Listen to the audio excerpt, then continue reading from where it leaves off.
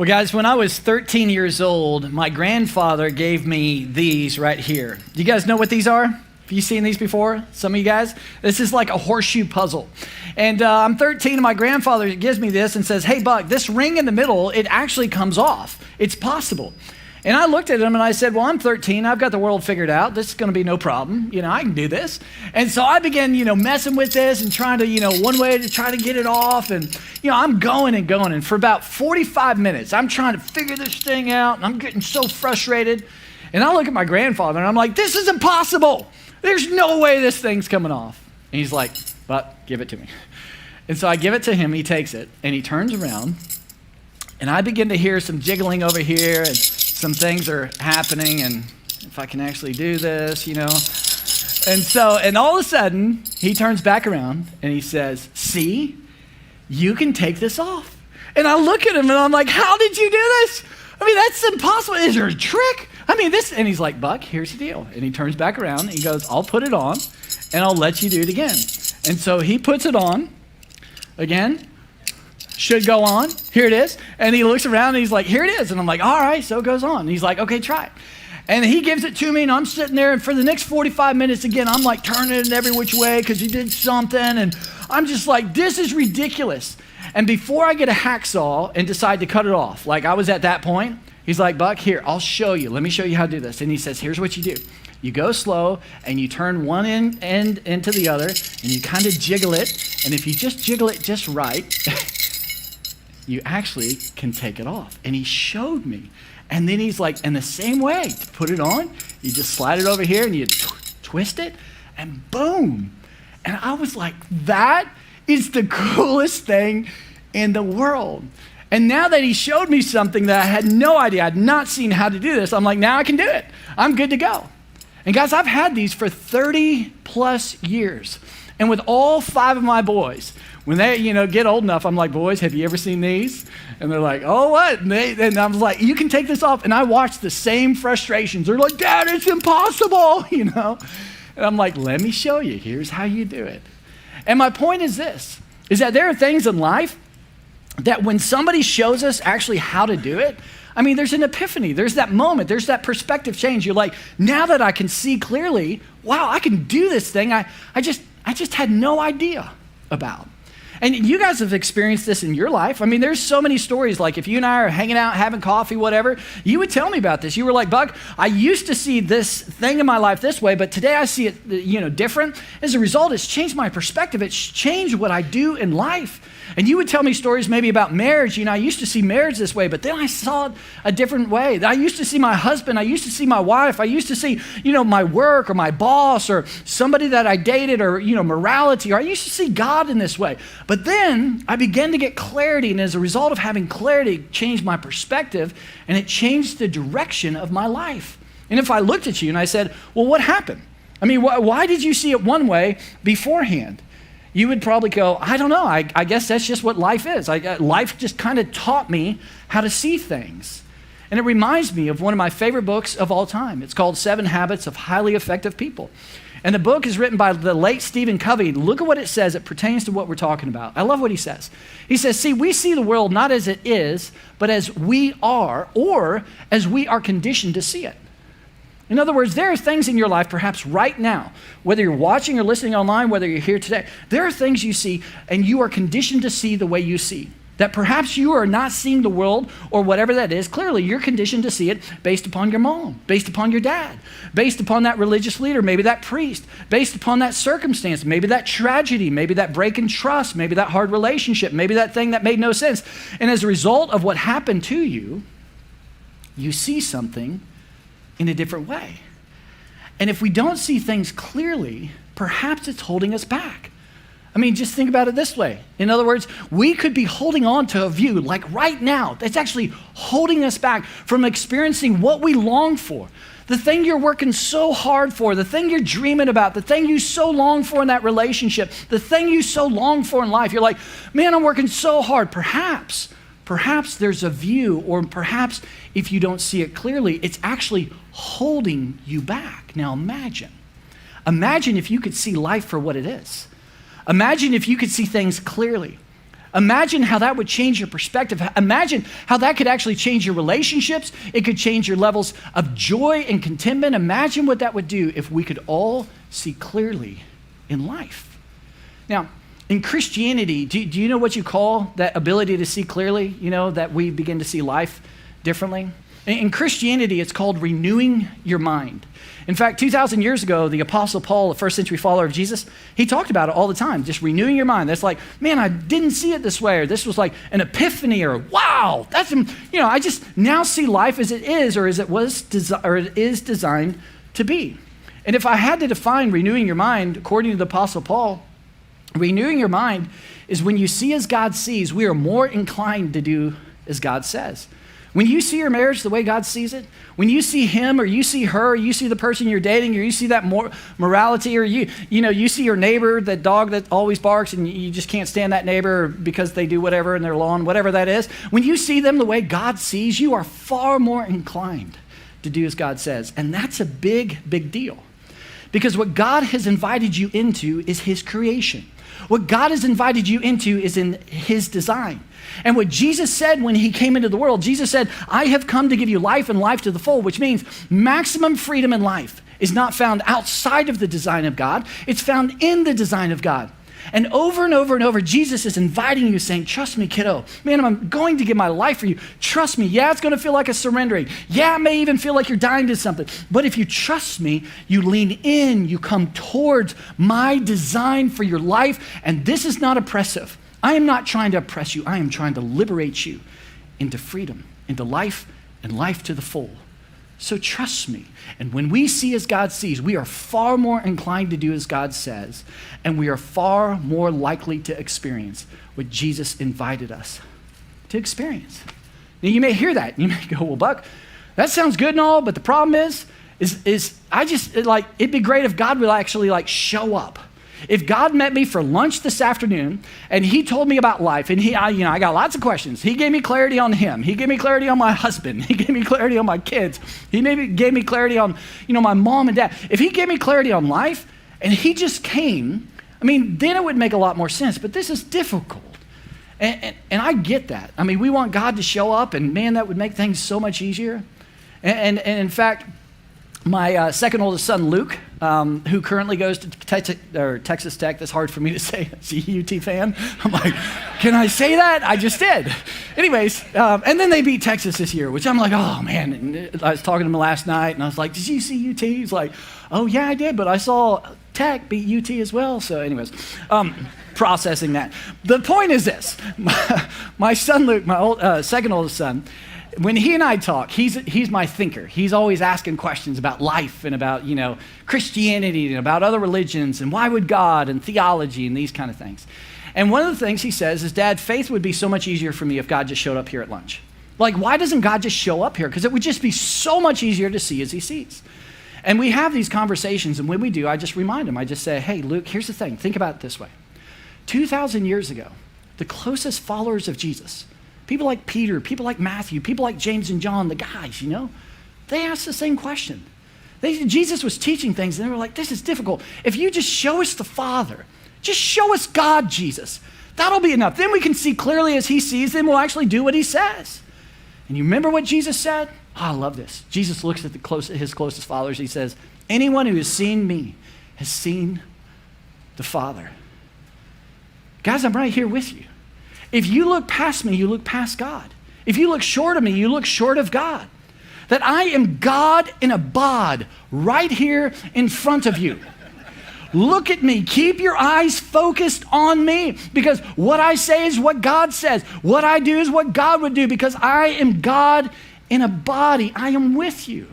In fact, John, who's wrote the letter, John is an old man. He's thinking about Jesus and how do I describe and who would I say he is? And he begins his whole letter in such an amazing way. Here's what John says about Jesus. He says, so the Word was in the beginning. The Word has created all things.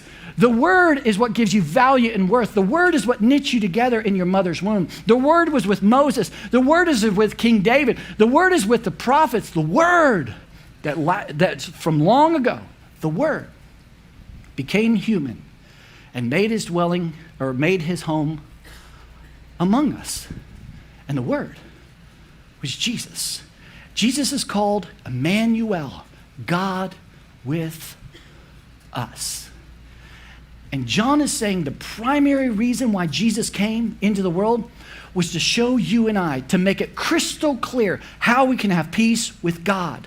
In other words, how can I know that I am forgiven and have peace with God and my eternity is secure? That is foundational. That is the number one reason why Jesus came into the world. So we no longer have to question. We no longer have to play these religious games of, what do I do and how much do I do and am I good enough? And God, are you happy with me over here? Jesus came to clear all that up and say, man, I'm here to introduce something brand new. It's foundational. The number one reason I came is so that you could know how to have peace with God. You could know how to be forgiven for past, present, and future sins. You could know how to wake up every single day, look in the mirror and go, I have intrinsic worth and value. I'm no longer questioning my worth and value based upon what I do or don't do or what I look like.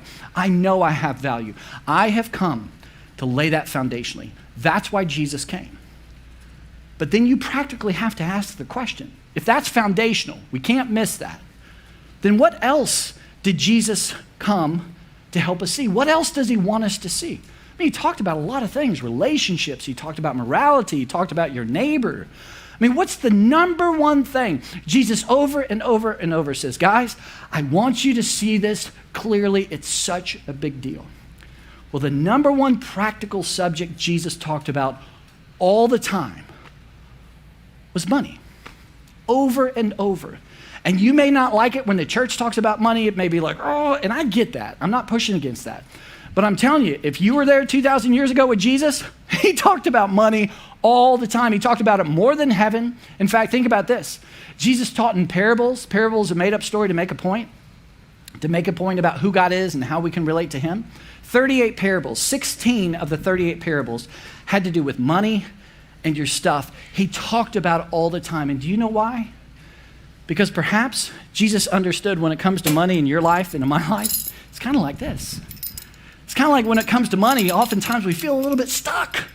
We're like, it just seems impossible. I mean, look at all these bills and look at my debt and look at my kids and, expenses and look at inflation, the economy. And, how's this all going to work out? And man, I'm losing sleep and, I'm stressed out. Or on the other hand, money's everything. I'll do whatever I need to get it.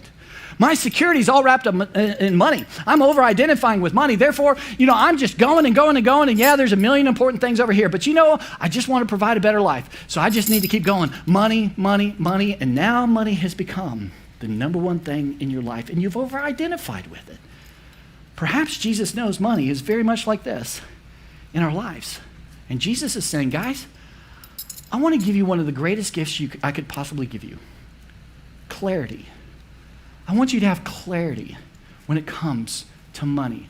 I don't want you to be confused. It's such a big deal in all of our lives. It's the number one thing in terms of practical matters that he talked about. So the question becomes, Jesus, how does God see money? Because if we can see money the way God sees money, we will be far more inclined to do as God says to do with money. And again, if we lean in and we do with what God says to do with money, then we step into what Jesus invited us into. That's life and life to the full. What you're looking for and what I'm looking for. So that's why we're doing this whole series. Throughout the next several weeks, we're just going to ask and answer the question.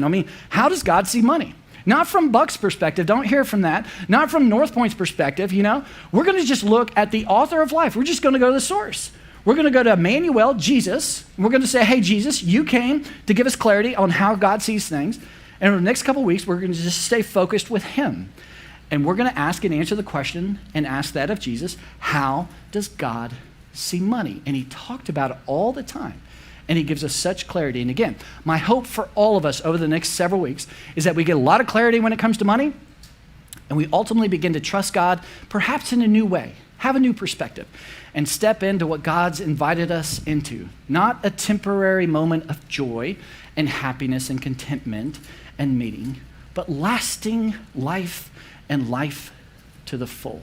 That's what I desire for all of us. So back to the question, how does God see money?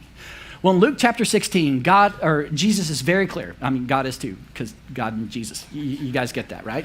And so Jesus is very clear. Jesus in Luke 16, he's talking to this large crowd, right? So there's all these religious leaders in the crowd. There's the tax collectors, sinners, and prostitutes, which was so wild. Everybody was like, man, I've never seen this. And there was just, the folks, the normal people in the crowd, right? So you had this huge mixed crowd. He's teaching about all these different aspects of life, and then he gets to money. And here's what he says. This is how he introduces. He says, there was a rich man whose manager was accused of wasting his possessions. Now, immediately, everybody in the first century, they understood this. They were like, oh, I get this. I get what you're doing here.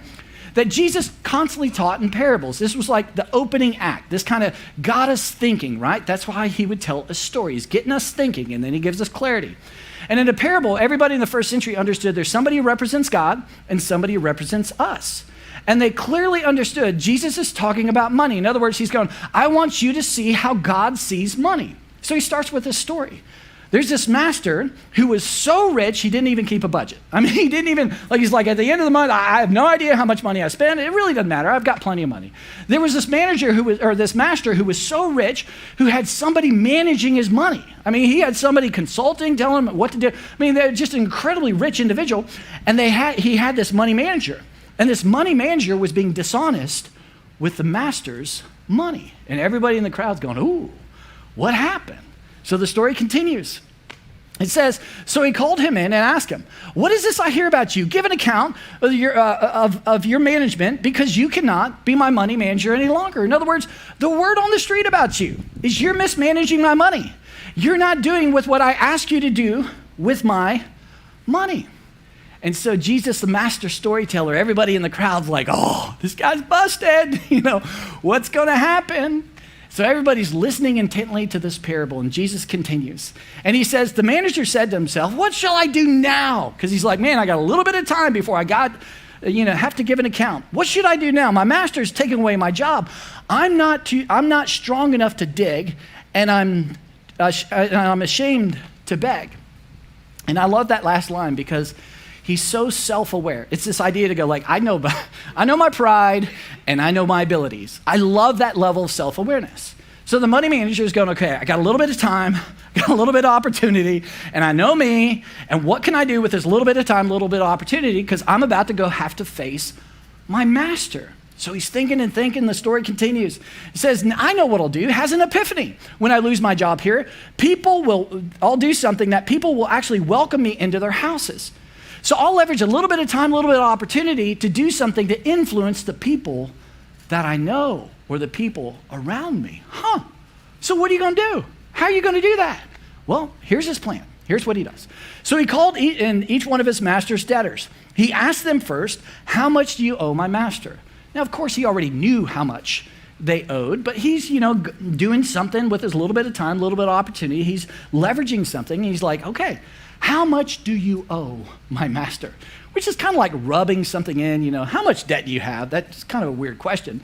But he's like, how much do you owe? And so the debtor responds, 900 gallons of olive oil, he replied. That's 4 years of wages. That would be equivalent today, like if you made 50 grand a year, that's $200,000. That's a lot of money that you owe my master. And the guy's like, why are you asking me how much I owe? And then look at what happens next. The manager told him, take your bill, sit down quickly. Why is it quick? Because I have a little bit of time. It's so quick, it's finite. Quickly sit down and do what? And make it 450. Are you kidding me? You're gonna cut my bill in half, 450? That's $100,000. Do you know what that will do to my life? Do you know how that will influence my family and the direction of, do you know what a big blessing that is? Oh my gosh, money manager, you're an incredible individual. You have served me, you have blessed me. Whew. Hey, if you ever need anything, if anything ever comes up in your life, man, you and I are buddies and pals. I mean, you're my friend. So just let me know if I can ever be of help to you, because you have blessed me so tremendously. And perhaps the money manager says, oh, I'll let you know soon enough. And then Jesus goes on and tells one after another of these debtors. And one after another, the money manager cuts their bill and leverages his time and opportunity.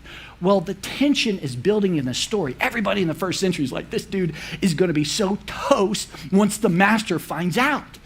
And so Jesus begins to turn, and now he tells the story again, the master storyteller. He says, the master. And everybody's like, oh, he's going to debtor's prison.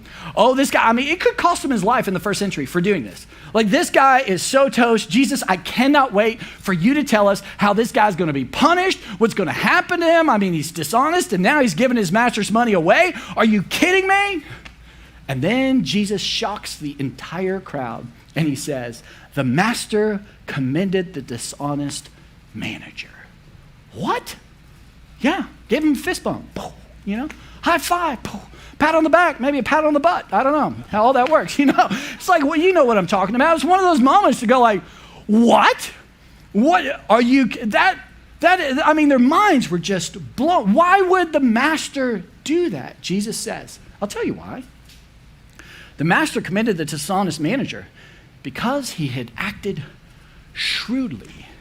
The word shrewdly also could be exchanged for prudently. He was brilliant. He was wise. What the master realized is that his money manager, leveraging his money, it didn't belong to the money manager, leveraging his money, he took a little bit of time because he had a finite amount of time. He took a little bit of opportunity, the opportunities he had around him, and he acted wisely. He was brilliant, and he was wise. And so all the people are sitting there going, okay, Jesus, what does this have to do with how God sees money? And it's almost like Jesus goes, now that I've kind of warmed you up, now that you're kind of thinking in this context, like this is where your state of mind is, Jesus then pulls out of the parable and says, now let me teach you how God sees money. And here's what he says. He says, for the people of this world, which everybody in the first century crowd knew that the people of this world are people who think this life is all there is.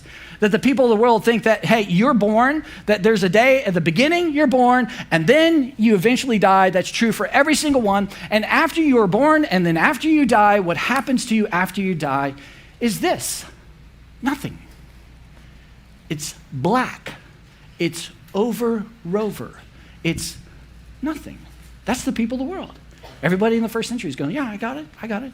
Jesus says, okay, for the people of this world are more shrewd in dealing with their own kind than the people of the light. Well, now he juxtaposes people of the world and people of the light. So who are the people of the light? Well, the people of the light are very similar. They believe that there's a beginning and there's an end. That's true for every single one of us, 100% of us. But in the end, when you die, it's not this, it's not blackness, it's not over, but when you die, it's eternity. That there, through Christ, is heaven to come. Now, this is not a message about heaven. That's a message for another day. But let me just give a little bit of clarity. When it comes to heaven, heaven is not harps and halos and church music forever and ever and ever and ever. Now, listen, I'm into church music. I think it's cool. I think it communicates in ways that, verbally we just cannot communicate through teaching. I think it has a purpose. But every single day for all of eternity, listening to church music on a harp or, with harps and halos, and that's a place that I do not want to go. That would be relatively boring for eternity. And I think if you're honest, you take the religious card out, don't play it, and just go, yeah, let me be honest. Okay, that would be really, really boring for all of eternity. Here's the really good news. That's not the picture the Bible paints in terms of heaven. If you actually read verses like hear people talk about it, but if you actually read about what the scriptures talk about heaven, it's far more adventurous. It's far more of there's an economy, there's all kinds of rewards, there's all kinds of adventure to be had. If you're not a beach person, there's mountains. It's this world, in the world to come, heaven is a world to come. It's like this world, but in heaven, it's like to the 10th power. It's everything you love, but all this adventure, there's risk to be had, there's an economy to be had, there's property to be had, there's an adventure to be had. That's the picture that's painted when it comes to heaven. And so Jesus says, now that you have that, for the people of this world are more shrewd in dealing with their own kind than the people of the light. People believe in this eternity, this heaven, this world to come. In other words, the people of the world, they're far more honest and authentic to what they believe and what they value. They think that there's nothing beyond this life. And so that's the way they manage their money. They're like, okay, there's the beginning, the end. I got to build my kingdom, do whatever I can for my security here, do whatever I can, build, more, stuff. I mean, of course they would. That would be honest. That would be the right thing to do if there's no life after this life. And Jesus' point, hey, people of the light, if you're a God follower, if you're a Jesus follower, you should take your cues from the people of this world because they're far more consistent with what they say they believe. And then Jesus turns to the crowd and he gives them an imperative. And this is really important before I tell you what he says, that an imperative is like a command, right? And this is important because if you're not a Jesus follower, if you're watching and listening or you're here today and you're like, but I have far more questions about Jesus than belief in Jesus, man, I love that you're here. And I want you to know what Jesus has to say next. You can pick and choose. You can go, I like that. That's a little weird, but I like that part, right? Because why would I ever hold you to a standard you never agreed to? You never signed up for this. That would be weird for me to do or for the church to do. But if you are a follower of Jesus, guys, this is the imperative of our Savior, Jesus Christ. He's teaching us not to oppress us, but to liberate us, and we have to trust him here. So what's the imperative? What's the command when it comes to money? He says this, I'll tell you. Use worldly wealth, interesting term, to gain friends for yourself so that when it's gone, you will be welcomed into eternal dwellings. Jesus, what are you saying here? He says, use your worldly wealth. That's your money. That's your stuff in this world, right? To gain friends. That's such an interesting term. This is the idea, do what I've done for you, that Jesus didn't come to be served, but to serve and give his life as a ransom for many. That I'm here to leverage me for your benefit. I'm here to leverage what I have for your benefit. I'm here to look for opportunities. Here, I can serve you here. Here's an opportunity. Here's how I can provide. I'm going to leverage what I have. Hey, there's clean drinking water over there. Let me leverage that over there. There's medical supplies over there. Let me leverage what I have over here for that. Oh, there's an opportunity to create an environment for your son, your daughter, my son, my daughter. Okay, let me leverage that. Let me do whatever I can to leverage this to inspire you to follow Jesus. Leverage it to make friends. And then he says, so that when it's gone, so important. Jesus is going, guys, don't pretend. Don't believe for a second you can take it with you. There is no trailer to hook up that goes into eternity to bring your worldly wealth there. You can't do it. It's gone when you're gone. But you can do something with it while you live, with this little bit of time, a little bit of opportunity. You can do something with it in such a way that you will be welcomed into eternal dwellings. Now, I can't fully explain this, but as much clarity as I can provide is this, is that when it comes to heaven, Jesus was crystal clear. Heaven is not about performance, getting in or not getting in. It has nothing to do with how good, how bad you are, has nothing to do with how much money you give or how much money you don't give, has nothing to do with what happened 20 years ago.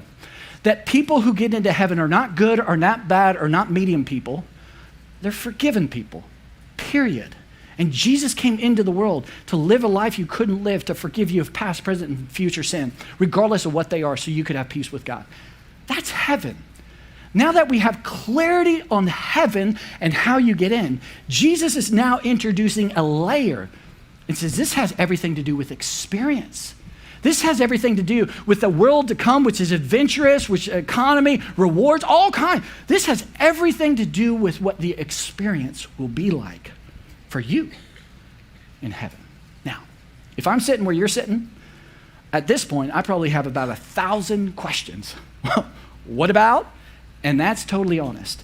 And so I want you to stick with what Jesus is talking about. So I want to give you 2 resources so that we can stay together. 2 resources I'd highly recommend if you have more questions about this. Randy Alcorn writes both of these books. One is called Heaven. I would highly recommend you read this book. It is a big book to read, but if you make it through it, it is a paradigm shifter in terms of things you've never seen before or perhaps heard that come from the scriptures about heaven. The second book he writes is called Law of Rewards. This is that whole idea about reward in heaven. And in fact, I would actually like you to do one additional thing. That if you actually read the words of Jesus, and I really want you to stay focused with Jesus. If you read the words of Jesus, here's what's so cool. He constantly is kind of baiting us and inviting us, saying, trust me, trust me. And emotionally, we want to push against this. We're like, that's not going to be fun. That's not going to be liberating. I'm not going to be happy. I'm going to have to die to my feelings and emotions and all these things. That's what it's going to feel like. Now, he realizes this feeling. But he says, if you trust me, then all of those feelings and desires, they're actually going to be met, but they're going to be met in a greater way. And then at the end, when he invites us to trust him in really big ways, surrender our life, surrender our identity, surrender everything to him, he always caps it with, and there will be reward in heaven. I want you to go back to Jesus and look at how much he talks about rewards. He talks about it all the time.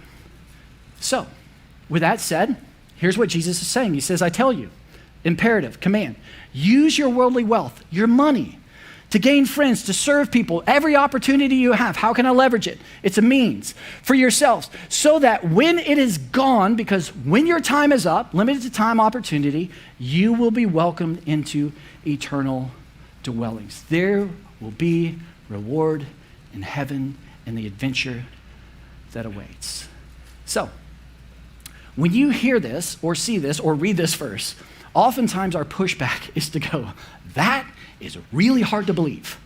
That makes zero sense, especially in our context and what we've been conditioned to believe or think. And I would agree with you, that does make zero sense, except for one major detail. And it doesn't start with a C, it starts with an R. It's not the crucifixion, it's the resurrection of Jesus Christ. Because someone who can predict their own death and resurrection and pull it off, you go with what they have to say about the world to come. And Jesus is really clear. John says he came from heaven, came into the world to live a perfect life we couldn't live. And then he died to prove what he said and what he did is absolutely true, to forgive you of your sins. And he rose from the dead, again, to prove what he said and what he did is true. For the next 40 days, he appears to hundreds and hundreds of eyewitnesses. And then after 40 days, after he rose from the dead, he ascends to the right hand of God in heaven to go prepare a place for you.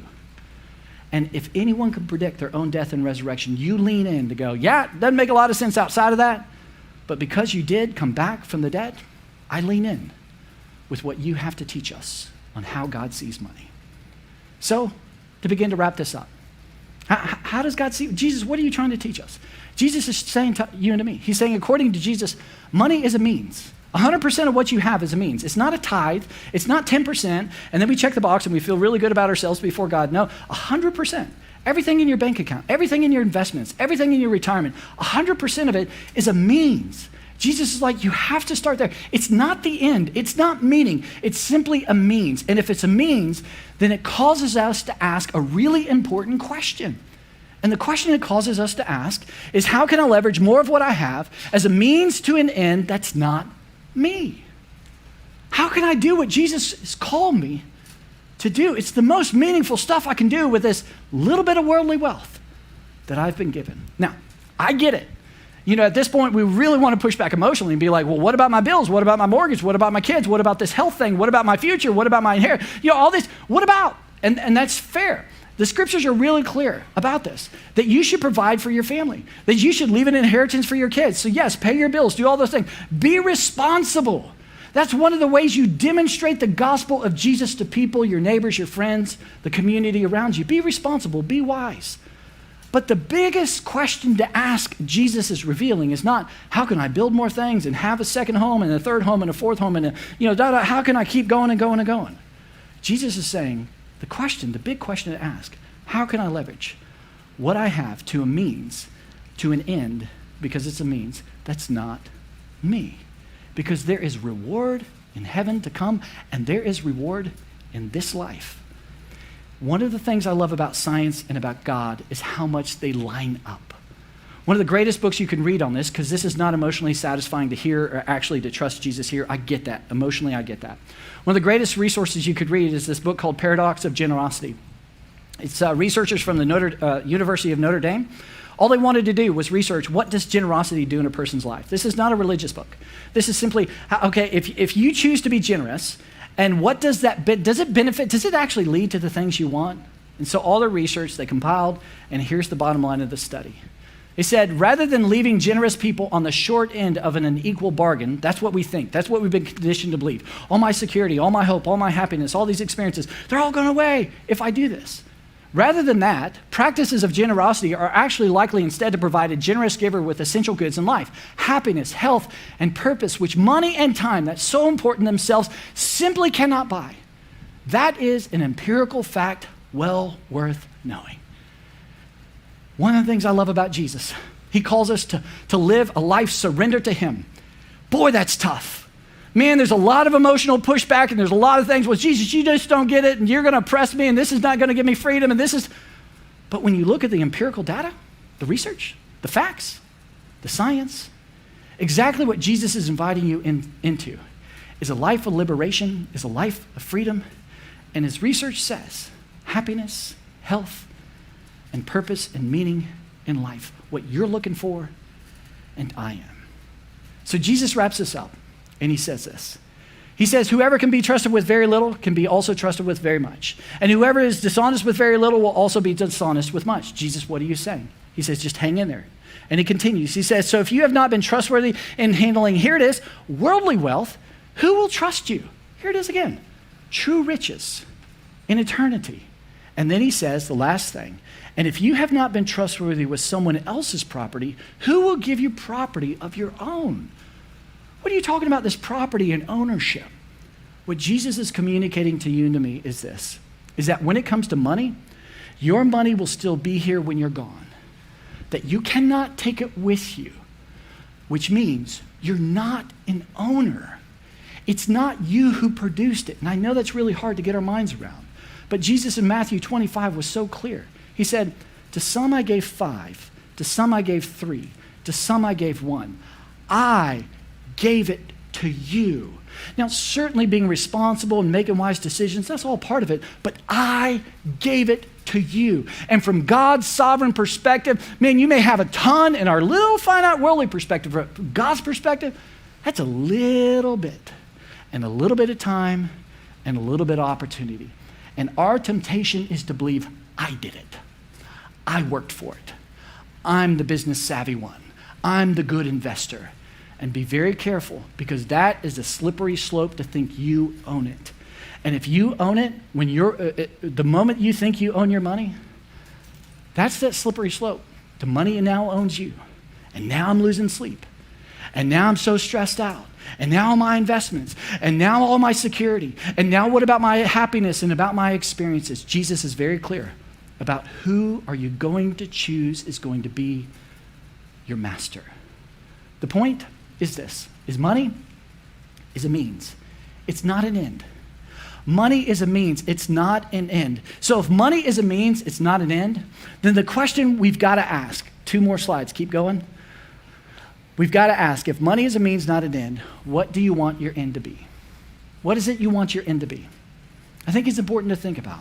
When your time is up, because it's going to happen for all of us, and people perhaps walk up here on stage and they share the stories about your life and what you did with your life, what do you want them to share?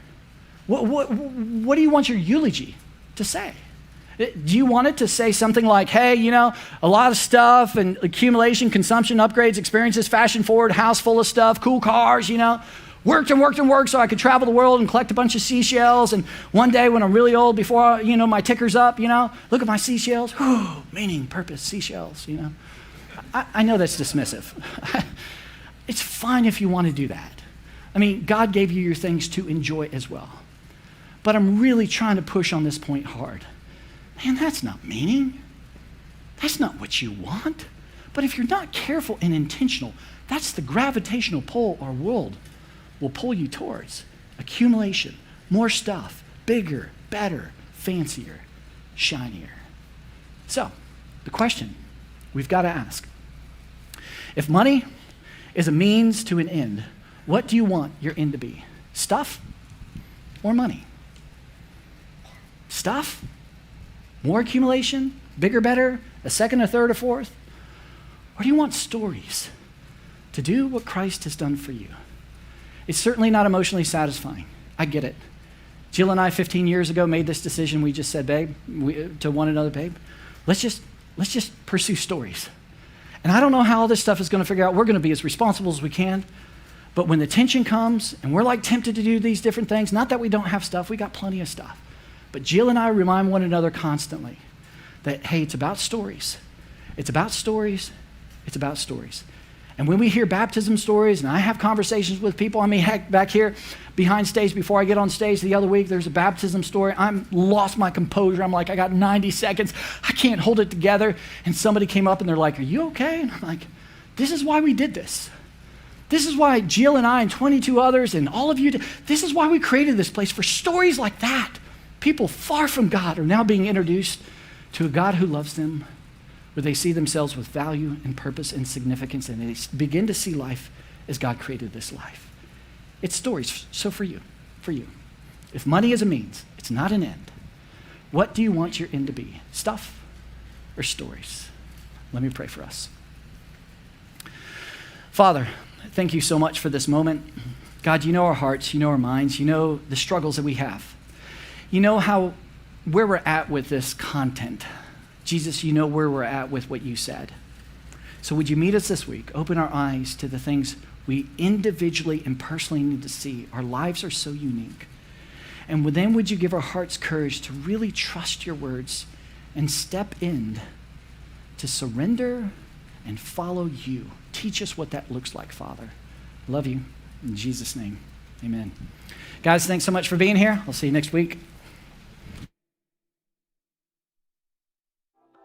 As our team was prepping for this series, I knew it was going to be something so helpful and challenging for me personally and my family, and I hope it was for you as well.